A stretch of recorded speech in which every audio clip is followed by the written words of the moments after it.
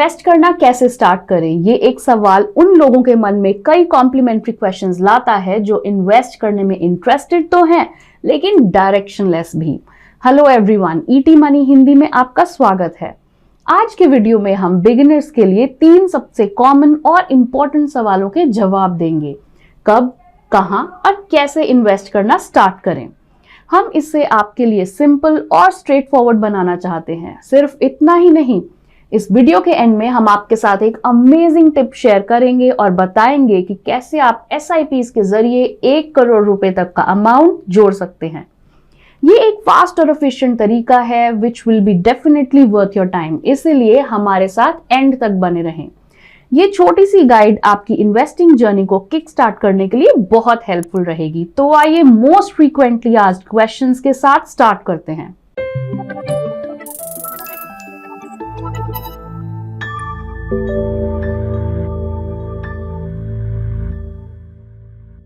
मान लीजिए अगर आपने 10 साल पहले worst performing mutual fund scheme में 1 लाख रुपए इन्वेस्ट किए होते तो आपकी इन्वेस्टमेंट की वैल्यू आज 2.73 लाख रुपए हो गई होती, जो कि आपकी इन्वेस्टमेंट से लगभग 3 गुना ज्यादा है। तो अगर वर्स्ट परफॉर्मिंग फंड आपका पैसा 3 गुना कर सकता है तो सोचिए कि एक बेटर परफॉर्मिंग या एवरेज परफॉर्मिंग फंड में से आप कितना कमा पाते। इसलिए first time investors 3 mutual fund categories को एक्सप्लोर कर सकते हैं: टैक्स सेविंग और ELSS funds, large cap index funds और balanced advantage funds. ELSS funds के 2 बड़े बेनिफिट्स हैं: टैक्स सेविंग और वेल्थ क्रिएशन। ये फंड्स लार्ज, मिड और स्मॉल कंपनीज में इन्वेस्ट करते हैं। नेक्स्ट है लार्ज कैप इंडेक्स फंड्स। इन फंड्स के थ्रू आप इंडिया की टॉप कंपनीज में इन्वेस्ट कर सकते हैं बहुत लो कॉस्ट में। In comparison to mid and small cap funds, इनमें रिस्क कम होता है। इसके बाद बैलेंस्ड एडवांटेज फंड्स या डायनेमिक एसेट एलोकेशन फंड्स हैं, जो इक्विटीज और फिक्स्ड इनकम सिक्योरिटीज के एक कॉम्बिनेशन में इन्वेस्ट करते हैं। बेस्ट पार्ट ये है कि ये फंड्स मार्केट कंडीशन के अकॉर्डिंग इस कॉम्बिनेशन में वेटेजेस को बदलते रहते हैं। अब इस कैटेगरी में एक अच्छे फंड को कैसे चूज करें? ईटी मनी ऐप पर आप बिगिनर्स के लिए सूटेबल फंड्स की लिस्ट को चेक कर सकते हैं। आपके काम को आसान करने के लिए हमने इन फंड्स को कैटेगरी वाइज रिटर्न्स की कंसिस्टेंसी और वॉलेटिलिटी से प्रोटेक्शन के बेसिस पर रैंक किया है। इससे आपको सही फंड चूज करने में हेल्प मिलेगी। अब दूसरे सवाल पर आते हैं, इन्वेस्ट करना कैसे शुरू करें?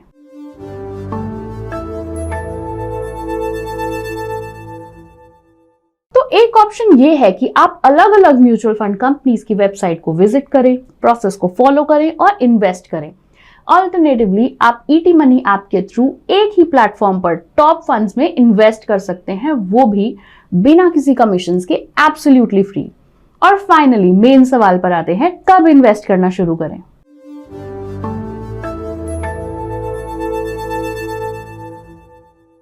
जितना जल्दी करेंगे उतना ही बेटर होगा। ये बात शायद सभी जानते हैं, लेकिन हम में से कुछ लोग इस प्रोसेस को स्टार्ट करने के मामले में बहुत ज्यादा लेजी हैं। अपनी स्क्रीन पर दिए गए नंबर्स पर एक नजर डालिए। मुझे लगता है कि ये देखने के बाद आप अभी से अपनी इन्वेस्टमेंट स्टार्ट करने के लिए मोटिवेट हो जाएंगे। जैसे ही आप जॉब स्टार्ट करते हैं, इन्वेस्टमेंट स्टार्ट कर देनी चाहिए।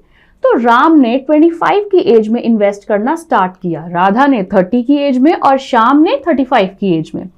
तीनों ने 60 इयर्स की एज तक SIP के जरिए 5,000 रुपए इन्वेस्ट किए। आइए अब देखते हैं कि कैसे 5 साल के डिफरेंस से उनके कॉर्पस में एक बड़ा डिफरेंस आया। तो यंगेस्ट एज में स्टार्ट करने वाले राम ने 3 करोड़ रुपए से ज्यादा का कॉर्पस बना लिया। क्योंकि उसने जल्दी स्टार्ट किया था, इसलिए वो एक बड़ा कॉर्पस बनाने में सक्सेसफुल हुआ, जो राधा के कॉर्पस के कंपैरिजन में लगभग 2 गुना था, जिसने 5 साल की देरी से इन्वेस्ट करना शुरू किया था। इसी तरह जब हमने राम के कॉर्पस को श्याम के कॉर्पस से कंपेयर किया तो ये डिफरेंस और भी बड़ा था। राम ने श्याम से 3.5 गुना बड़ा कॉर्पस जोड़ा। तो आपने देखा कि कैसे जल्दी स्टार्ट करने से आपका वेल्थ क्रिएशन बूस्ट हो जाता है। लेकिन अब अगर आप ये सोच रहे हैं कि मेरे बहुत सारे खर्चे हैं, मैं ज्यादा बचत नहीं करता, तो इन्वेस्टिंग का स्कोप कहाँ है? हमारे पास इसके लिए एक सीक्रेट हैक है।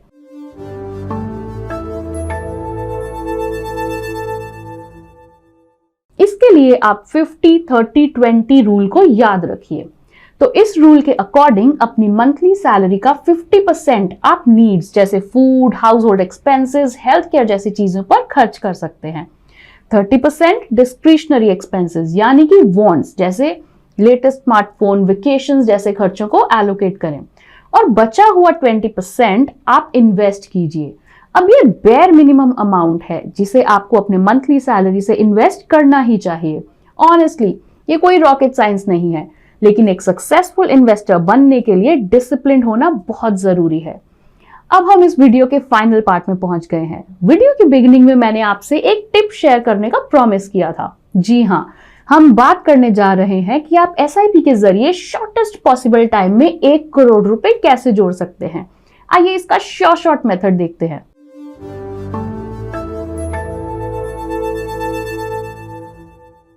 एक बार फिर से राम और श्याम का एग्जाम्पल लेते हैं। तो राम और श्याम दोनों ने एक ही म्यूचुअल फंड स्कीम में 20,000 रुपए की मंथली एसआईपी स्टार्ट की। इस फंड ने 12% रिटर्न दिया। उन दोनों का गोल एक ही था, 1 करोड़ रुपए जोड़ना। लेकिन हैरानी की बात यह है कि जहां राम को करोड़पति बनने में 15 साल लगे, वहीं श्याम को 12 साल लगे। आखिर कैसे? जहां दोनों ही डिसिप्लिन्ड इन्वेस्टर्स थे, लेकिन श्याम यहां थोड़ा ज्यादा स्मार्ट निकला।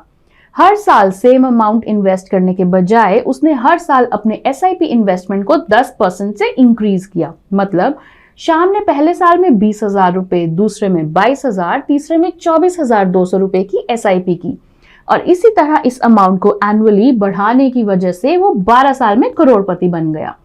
इसी के साथ हम वीडियो के एंड में आते हैं। उम्मीद है कि इससे आपको अपनी फर्स्ट इन्वेस्टमेंट करने की मोटिवेशन और डायरेक्शन मिली होगी।